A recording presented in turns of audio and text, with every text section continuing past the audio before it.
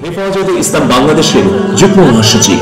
নাস্তিক ও ধর্মনিরপেক্ষতাবাদীদের বিরুদ্ধে কঠোর বক্তব্য দিয়ে তিনি বিশেষভাবে আলোচিত হয়েছেন এবং এ সংক্রান্ত সকল আন্দোলনে নেতৃত্ব দিয়েছেন। তিনি কয়েকবার গ্রেফতার হয়েছেন। তাকে অভিযুক্ত করে রাষ্ট্রদ্রোহের মামলা সহ অসংখ্য মামলা দায়ের করা হয়েছে। বাংলাদেশের বিভিন্ন গণমাধ্যম তাকে এবং তার পরিবারকে মাদ্রাসা দখলদার হিসেবে চিত্রায়িত করলে প্রকৃতপক্ষে তার প্রতিষ্ঠিত মাদ্রাসায় ফ্যাসিবাদীরা দখল করেছে। মামুনুল হক 1973 সালের নভেম্বরে ঢাকার আজিমপুরে সম্ভ্রান্ত মুসলিম পরিবারে জন্মগ্রহণ করেন। তার পিতা আল্লামা আজিজুল হক ছিলেন একজন ইসলামী পণ্ডিত এবং সহিহ বুখারীর প্রথম বাংলা অনুবাদক, যিনি শাইখুল হাদিস নামে সমধিক পরিচিত। তার ভাই বোনের সংখ্যা 13। মাহফুজুল হক তার অগ্রজ, একজন প্রভাবশালী ইসলামী পণ্ডিত, একজন দেওবন্দি ইসলামী পণ্ডিত, রাজনীতিবিদ, ইসলামী বক্তা, লেখক এবং অধ্যাপক। তিনি বাংলাদেশ খেলাফত মজলিসের মহাসচিব এবং হেফাজতে ইসলাম বাংলাদেশের যুগ্ম মহাসচিব। নাস্তিক ও ধর্মনিরপেক্ষতাবাদীদের বিরুদ্ধে কঠোর বক্তব্য দিয়ে তিনি বিশেষভাবে আলোচিত হয়েছেন এবং এ সংক্রান্ত সকল আন্দোলনে নেতৃত্ব দিয়েছেন। তিনি কয়েকবার গ্রেফতার হয়েছেন। তাকে অভিযুক্ত করে রাষ্ট্রদ্রোহের মামলা সহ অসংখ্য মামলা দায়ের করা হয়েছে। বাংলাদেশের বিভিন্ন গণমাধ্যম তাকে এবং তার পরিবারকে মাদ্রাসা দখলদার হিসেবে চিত্রায়িত করলে প্রকৃতপক্ষে তার দখল করেছে। মামুনুল হক 1973 সালের নভেম্বরে ঢাকার আজিমপুরে সম্ভ্রান্ত মুসলিম পরিবারে জন্মগ্রহণ করেন। তার পিতা আল্লামা আজিজুল হক ছিলেন একজন ইসলামী পণ্ডিত এবং সহিহ বুখারীর প্রথম বাংলা অনুবাদক, যিনি শাইখুল হাদিস নামে সমধিক পরিচিত। ভাই বোনের সংখ্যা 13।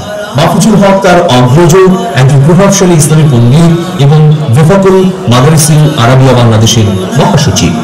প্রাথমিক জীবনে মামুনুল হক তার পিতা আজিজুল হকের নিকট লেখাপড়া শুরু করেন।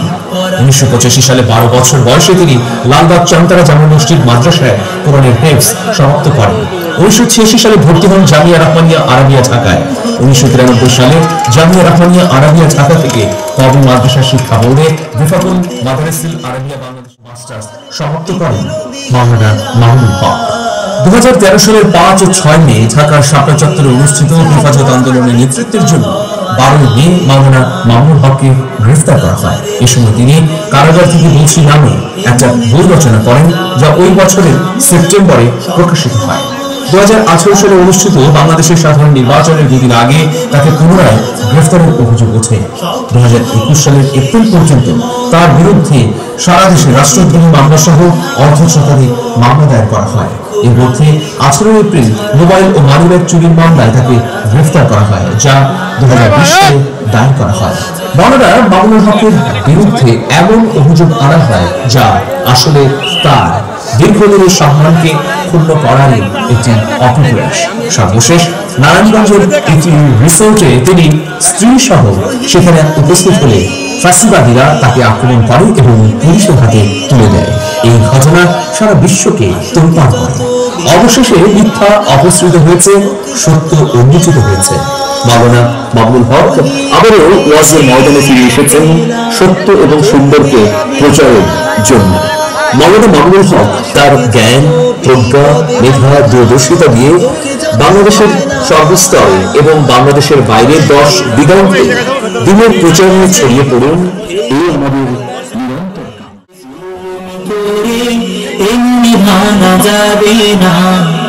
অত্যাচারের শিকল দিয়ে এমনি বাঁধা যাবে না, জেনে ধরে জুলুম করে এমনি ভাঙা যাবে না।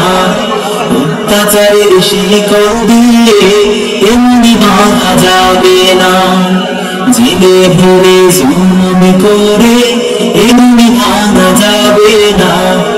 অত্যাচারের শিকল দিয়ে এমনি বাঁধা যাবে না।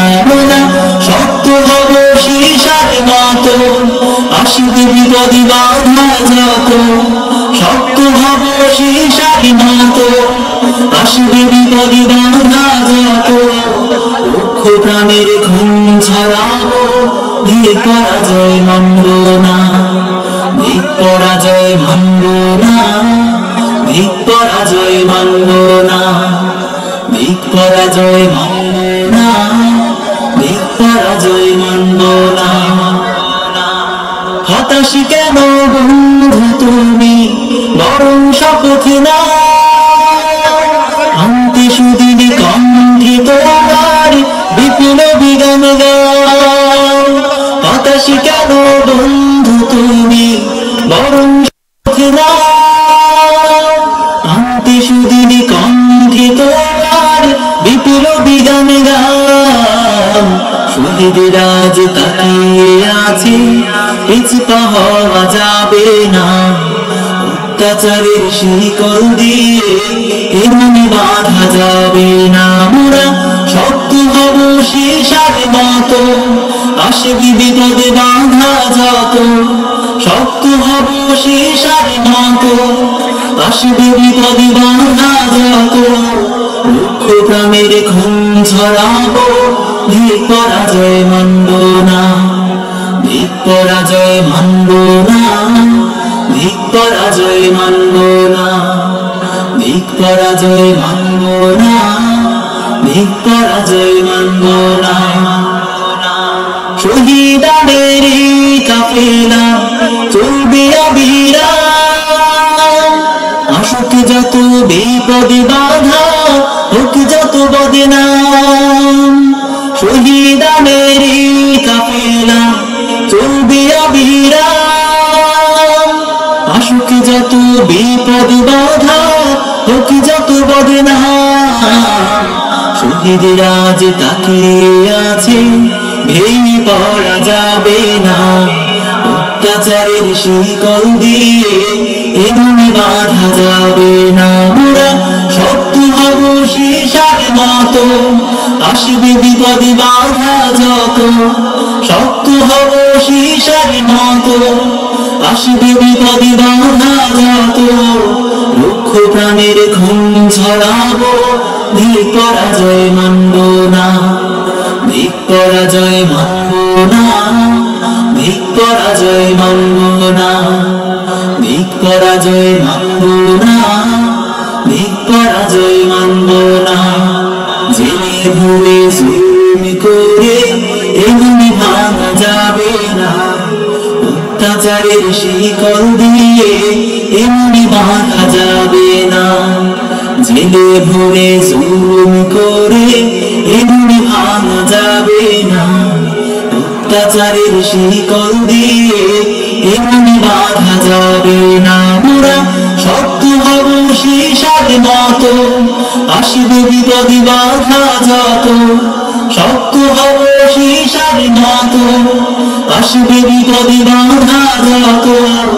লক্ষ প্রাণের খুন ছড়াবো, ভিক পরাজয় মানব না, ভিক পরাজয় মানব না, ভিক পরাজয় মানব না, ভিক পরাজয় মানব না, ভিক পরাজয় মানব